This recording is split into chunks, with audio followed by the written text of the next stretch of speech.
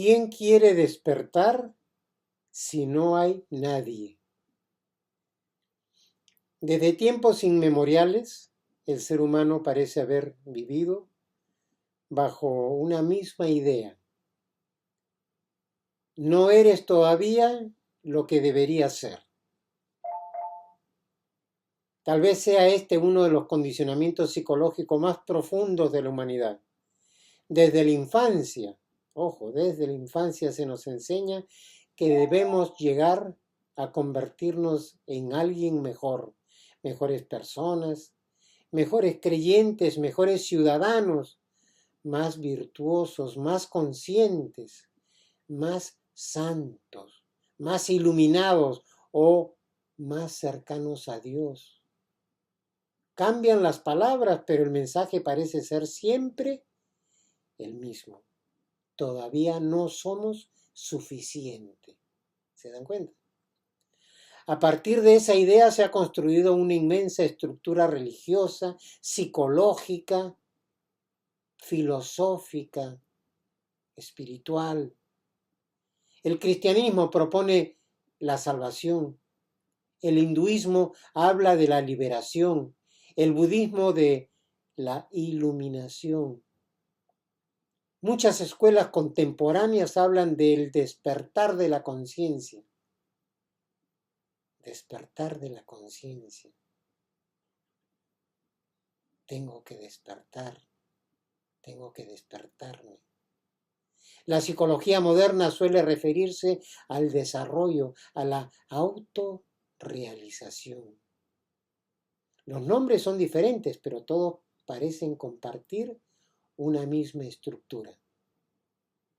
Existe alguien que debe transformarse para llegar a ser otra cosa.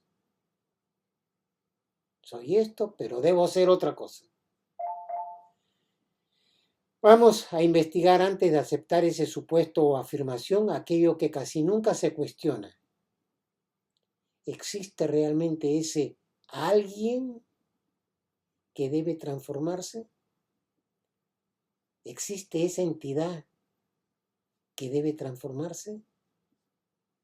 En los silencios vivos anteriores comenzamos cuestionando la existencia de una entidad física permanente. Descubrimos que el cuerpo, al ser observado científicamente, deja de presentarse como una unidad sólida e independiente, para mostrarse como un extraordinario proceso biológico en permanente cambio. Luego dirigimos la investigación hacia la mente. Primero vimos la parte física, si encontrábamos una entidad física permanente, una entidad física individual que pudiese trascender hacia un más allá, en el cristianismo, el cielo, el infierno, qué sé yo, ¿no? Ahora investigamos hacia la mente y comenzamos a cuestionar la existencia de una entidad psicológica separada. Una entidad psicológica separada, ¿no? ¿Dónde está exactamente ese yo psicológico que afirma existir? ¿Qué es ese yo? ¿Quién soy yo que afirmo existir? ¿Cómo se forma? Cuando observamos atentamente encontramos recuerdos,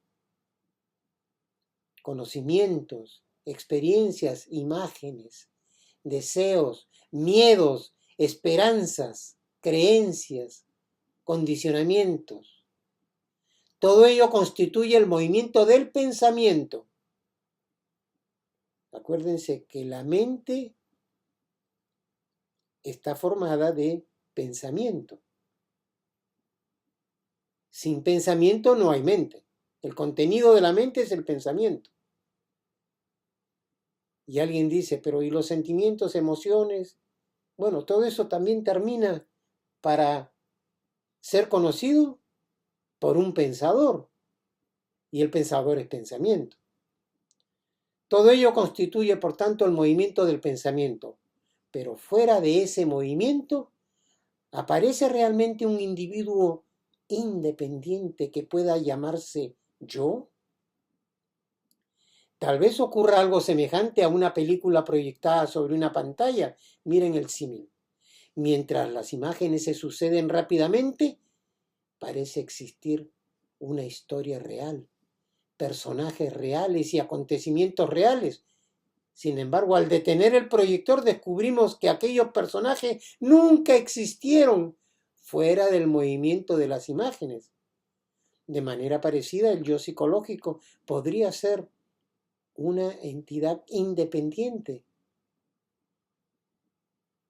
Podría no ser una entidad independiente, sino el propio movimiento de la memoria narrándose continuamente a sí misma, ¿no? Similar a lo que expresamos con respecto a la película proyectada en la pantalla, ¿no? De manera parecida, el yo psicológico podría no ser una entidad independiente como aparentemente creemos que es, sino el propio movimiento de la memoria narrándose continuamente a sí misma. Si esto fuera así, me pregunto, como es evidente que cada uno de ustedes se puede preguntar a sí mismos, ¿quién quiere despertar? ¿Me dejo entender? Porque si el llamado yo psicológico, está constituido por memoria, imágenes y pensamiento, ¿quién sería exactamente el que habría de iluminarse? Pregunto, ¿la memoria? ¿Los recuerdos? ¿Los deseos? ¿Las creencias? ¿Puede el pensamiento convertirse en algo distinto de sí mismo? Observemos un ejemplo cotidiano. Una persona inicia una terapia psicológica conductual porque desea modificar ciertos aspectos de su personalidad. Aprende nuevas estrategias, cambia conductas y con el tiempo afirma haber mejorado. Pero durante todo ese proceso, ¿quién realizó el esfuerzo? ¿Se dan cuenta la pregunta? ¿No fue siempre el mismo pensamiento intentando modificar una imagen creada por él mismo? Miren, miren. ¿No fue siempre el mismo pensamiento intentando modificar una imagen creada por él mismo? ¿Cómo es eso, Fer? El pensamiento construyó una imagen de quien debe cambiar. Luego imaginó la de quien ya cambió. Porque estás en B y haces un movimiento, estás en A, haces un movimiento en B. Primero construye una imagen de quien debe cambiar, el A. Luego imaginó la de quien ya cambió, imaginación, es esta de acá, que no existe, que igualmente que esta no existe, pero digamos, para el ejemplo, esta tampoco existe, este futuro. Y finalmente emprendió el camino entre ambas, de acá a acá. ¿Se da cuenta? Voy a volver sobre el asunto. El pensamiento construyó la imagen de quien debe cambiar. Luego imaginó la de quien ya cambió. Y finalmente emprendió el camino entre ambas. De acá a acá.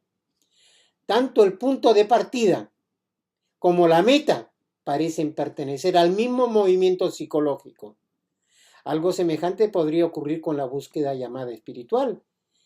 El pensamiento imagina un estado llamado iluminación. Ojo, el pensamiento imagina un estado llamado iluminación, salvación o despertar. Luego imagina un individuo que todavía no ha llegado a él y finalmente crea un camino para alcanzarlo. El pensamiento, que ya está condicionado desde pequeño, imagina un estado llamado iluminación, salvación, despertar, etc. Luego imagina un individuo que todavía no ha llegado a él y finalmente crea un camino para alcanzarlo. Pero observen, por favor, ¿no son acaso el buscador, yo, el yo psicológico, yo psicológico, buscador, todo eso es lo mismo, son sinónimos? ¿No es acaso el buscador la meta y el camino? Elaboraciones que surgen del mismo origen, es decir, del mismo movimiento del pensamiento. ¿No son acaso el buscador, la meta y el camino elaboraciones que surgen del mismo origen, es decir, del mismo movimiento del pensamiento? Esto no significa que las religiones, la filosofía, las escuelas de psicoterapia o los maestros espirituales actúen necesariamente con mala intención. Por favor, no. He conocido y conozco mucha gente de muy buena intención. Muy probablemente ellos mismos recibieron ese mismo condicionamiento psicológico. También les enseñaron que existe un individuo separado que debe perfeccionarse, corregirse, sanar o despertar. Y convencidos de ello, transmitieron esa enseñanza de generación en generación. Y así, una creencia termina convirtiéndose en tradición. Y la tradición rara vez vuelve a investigarse. En el cristianismo se habla de salvar el alma para alcanzar el cielo. Pero si en el Silencio Vivo número 130 de Facebook quedó abierta la investigación acerca de la existencia misma del alma, acuérdense, Silencio Vivo número 130 de mi página de Facebook, si en el Silencio Vivo número 130 quedó abierta la investigación acerca de la existencia misma del alma como entidad individual, y en el Silencio Vivo 131, el siguiente, cuestionamos la existencia del yo psicológico, nuevamente me pregunto, es evidente, ¿quién sería exactamente el que habría de salvarse? La misma pregunta puede dirigirse a cualquier otra tradición. ¿Quién alcanza el nirvana? ¿Quién se libera del karma? ¿Quién despierta? ¿Quién realiza el ser? Las respuestas pueden variar según la doctrina, pero la investigación permanece abierta mientras no encontremos, primero, la existencia de esa entidad que habría de experimentar todas esas transformaciones. Estamos cuestionando la creencia de que el yo psicológico pueda producir los cambios mencionados mediante su propio esfuerzo. Tal vez la búsqueda interminable de convertirse en algo diferente sea precisamente el movimiento que impide observar lo que realmente ocurre. Quizá el condicionamiento psicológico más profundo no sea pertenecer a una religión determinada, practicar yoga, meditar o seguir una filosofía, sino aceptar sin haber investigado jamás si existe un yo psicológico separado que necesita transformarse para alcanzar un estado superior. Si ese supuesto fuera falso, cambiaría por completo la naturaleza de la búsqueda humana. Entonces ya no preguntaría, ¿cómo puedo despertar? Más bien se transforma la pregunta en, ¿existe realmente alguien que pueda despertar? ¿Existe realmente alguien que pueda despertar? Alguien que pueda despertar. Ese alguien físicamente existe, psicológicamente es una imagen, existe. Entonces, ¿existe realmente alguien que pueda despertar? ¿Se dan cuenta? Tal vez esa sea una de las investigaciones más profundas que el ser humano pueda realizar, no para adoptar una nueva creencia, ni para sustituir una religión por otra, sino para observar directamente si aquello que durante siglos hemos intentado salvar, iluminar o despertar ha existido alguna vez fuera del propio movimiento del pensamiento.